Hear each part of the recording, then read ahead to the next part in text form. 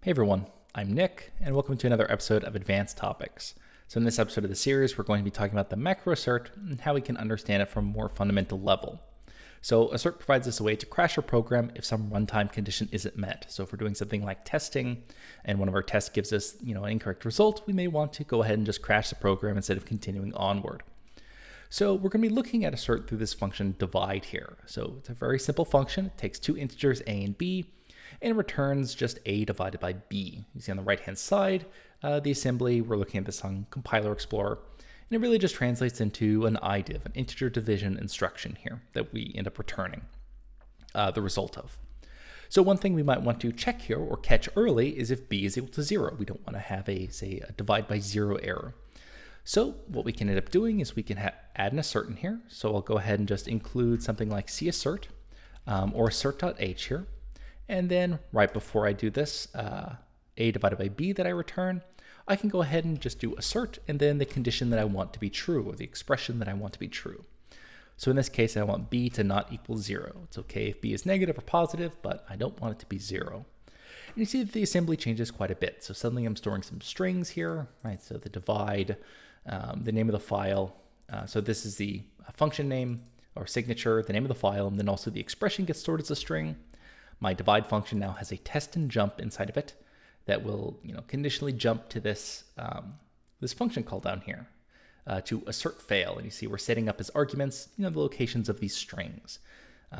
Right? If b is not equal to 0, we just drop through and do the IDIV instruction. So like I said earlier, assert is really just a macro. So we should understand how that macro looks and what happens when it gets expanded. So to start out, let's go ahead and look at assert.h where the macro is defined. So inside of here, you can see that the macro assert is actually based on another macro called inDebug. You can think of this as the not debug macro.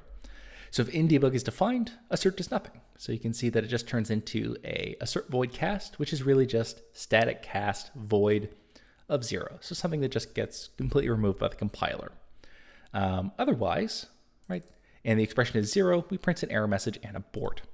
So let's go ahead and see the case where inDebug is not defined. So you see we end up including, so over here you can see the else case. If inDebug is not defined, we include some function prototypes, say to assert fail, assert peer or fail, and just underscore assert. And then you see we have the actual macro down here for assert.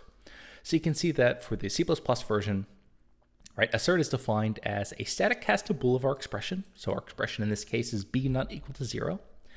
If that expression returns true, then we end up just doing void 0. So we end up doing nothing if the expression is true, which is what we see here inside of our assembly. If it's true, we just drop down and do the IDIV instruction. Otherwise, we see the other case we see inside of our assembly, which is we jump and we go ahead and set up a call to assert fail, which is down here at this label 7.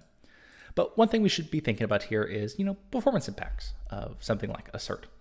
So, now we have some extra instructions here, which, if we're doing this, multiple times inside of a loop, right? Test isn't a very expensive instruction, but it is an extra instruction that we might be executing every single time inside of a loop. Likewise, it may affect some other things like instruction alignment, which can affect where we're getting our micro ops from. Are they coming from the decoded stream buffer, or are they coming from the micro instruction translation engine? So that's always something to kind of keep in mind here.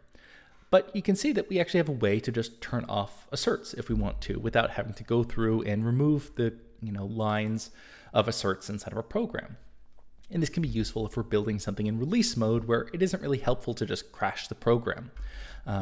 So if something like a video game, right? If maybe this assert is there, while someone's developing the game, but once the video game goes out the door, right?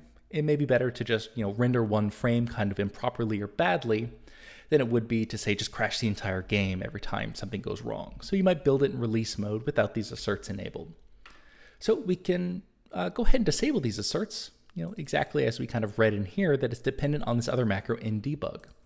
So what I can do on my command line flags, I can define that macro. So I can do -d and then inDebug, and then you can see that it ended up just disabling the assert, right? And you can see that if I just do pre-processing, suddenly all I have inside of here, inside of my divide function, is a static cast void of 0 where I normally had that assert.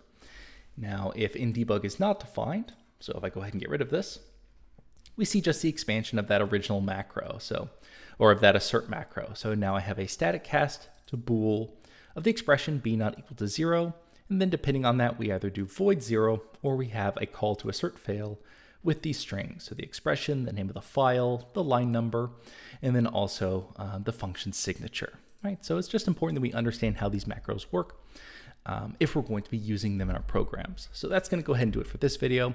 As always, you can check out all my content on my GitHub page or all my source code that I have. It's at github.com/coffeebeforearch. But that's going to go ahead and do it for today. As always, I'm Nick, and I hope you have a nice day.